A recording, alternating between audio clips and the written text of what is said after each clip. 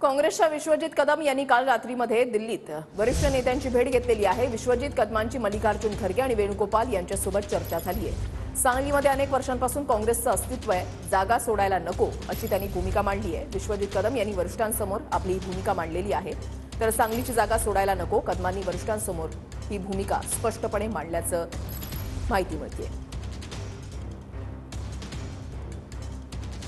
सांगलीच्या जागेसाठी काँग्रेस ही आग्रही आहे, मात्र सांगलीच्या जागेसाठी ठाकरे गटाने उमेदवार जे आहे ते जाहीर केलेले आहेत। डबल महाराष्ट्र केसरी चंद्रहार पाटील यांच्या नावावर ठाकरे गटाकडून शिक्कामोर्तब करण्यात आलेला आहे। प्रचाराला सुद्धा सुरुवात झालेली आहे, मात्र सांगलीमधले काँग्रेसचे नेते त्याच्यामुळे नाराज असल्याची माहिती मिळते आणि त्याच्यामुळेच विश्वजित कदम हे काल रात्री दिल्लीमध्ये पोहोचलेले होते। वरिष्ठांची त्यांनी भेट घेतली आणि आपली भूमिका नेमकी काय आहे ती त्यांनी वरिष्ठांना सांगितलेली आहे। वरिष्ठ जो काही निर्णय घेतील तो मान्य असेल असं यानंतर विश्वजित कदम यांनी सांगितलेले आहे अशी देखील माहिती मिळते। कदमांनी मल्लिकार्जुन खरगे आणि वेणुगोपाल यांच्यासोबत चर्चा केलेली आहे आणि अनेक वर्षांपासून हा मतदारसंघ हा काँग्रेसकडे राहिलेला आहे, हा काँग्रेसकडेच राहिला पाहिजे अशी भूमिका त्यांनी वरिष्ठांसमोर मांडली आहे।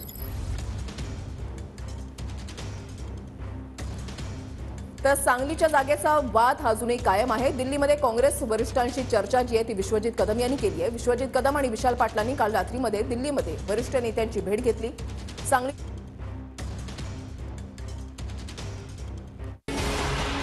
सांगलीच्या जागेचा वाद, दिल्लीमध्ये काँग्रेस वरिष्ठांशी चर्चा।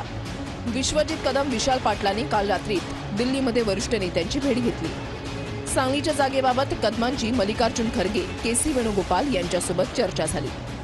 सांगलीमध्ये अनेक वर्षांपासून काँग्रेसचं अस्तित्व आहे, ही जागा सोडायला नको कदमांनी ही भूमिका मांडली। येत्या 1 ते 2 दिवसांमध्ये सांगलीबाबत निर्णय घेऊ असं वरिष्ठांकडून आश्वासन देण्यात आलंय।